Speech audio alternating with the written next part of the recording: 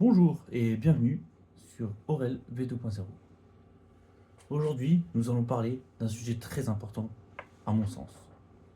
C'est un sujet qui touche tout le monde, à un moment donné dans la vie. Ce sujet s'appelle la résilience.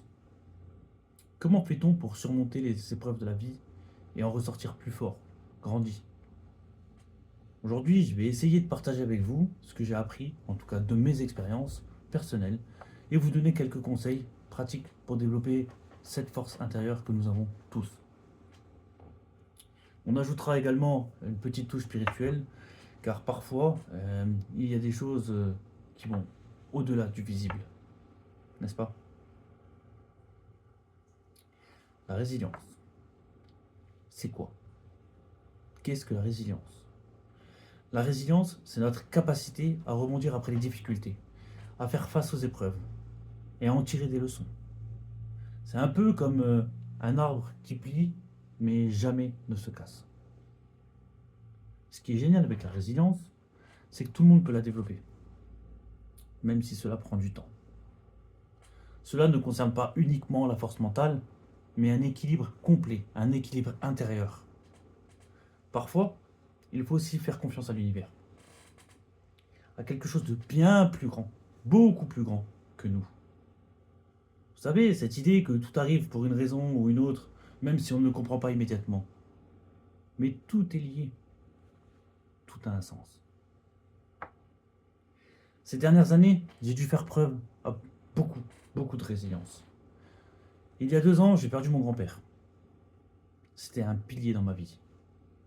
Ensuite, après la perte de mon grand-père, j'ai aussi perdu mon emploi, auquel je croyais énormément. Peu de temps après, ma grand-mère. Et quelques mois après, ma mère. Dans la même année. C'était comme si tout s'écroulait d'un coup. Plus de piliers. Plus aucun socle sur lequel se reposer. Effectivement, ces événements ont été un choc émotionnel intense. Et franchement, je ne vais pas vous mentir, ça a été très difficile. Mais ça m'a également appris à voir la vie différemment.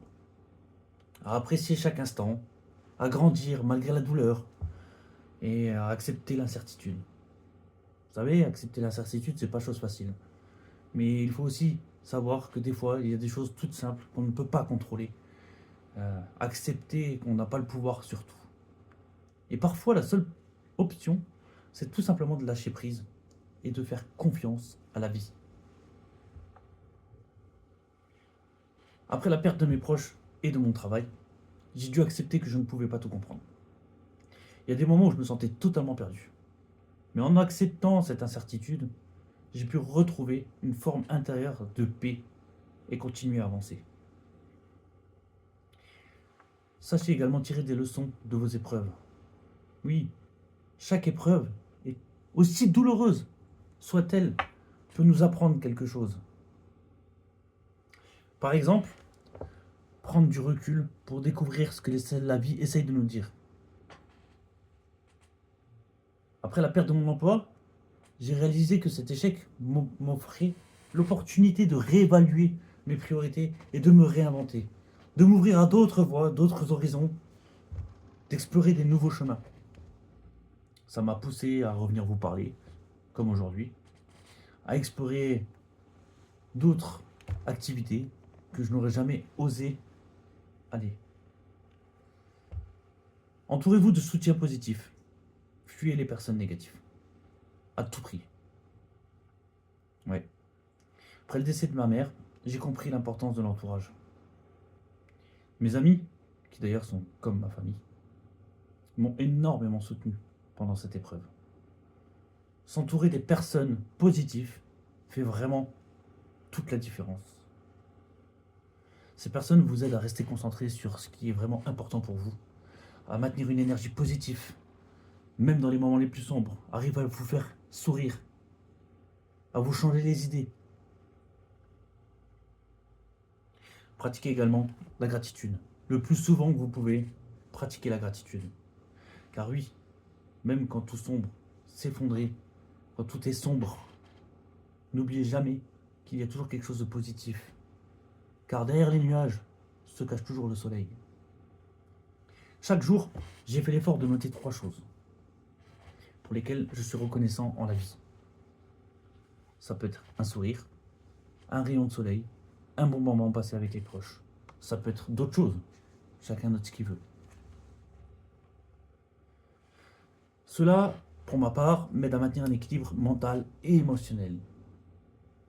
Mais ne soyez pas pressés, soyez patients et surtout soyez bienveillants envers vous-même.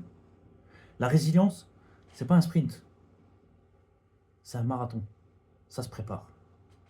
Elle se construit avec le temps et à travers nos expériences tout le long de notre vie. Après la perte de ma maman, j'ai réalisé qu'il était important d'être bienveillant envers moi-même.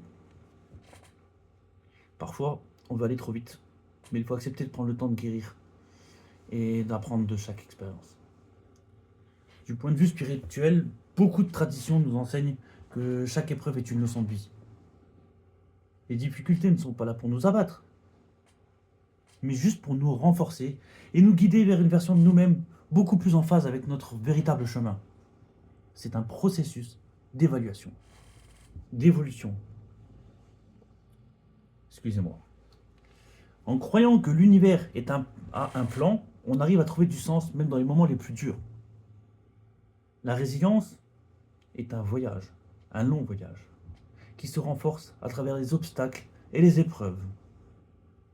Chaque étape, même la plus difficile, est une opportunité de grandir et de se rapprocher de la meilleure version de soi-même. Ça vous dit quelque chose, ça, non? Allez, j'espère que cette vidéo vous a inspiré. Si c'est le cas, n'oubliez pas de liker, mettre un pouce, vous abonner, partager si le cœur vous en dit, laissez un commentaire, peut-être faire part de vos expériences. Surtout, souvenez-vous d'une chose, vous êtes beaucoup plus fort que vous ne le pensez, beaucoup plus fort. Mais par contre, n'oubliez pas, restez la meilleure version de vous-même. On se retrouve très bientôt pour une nouvelle vidéo. Ciao.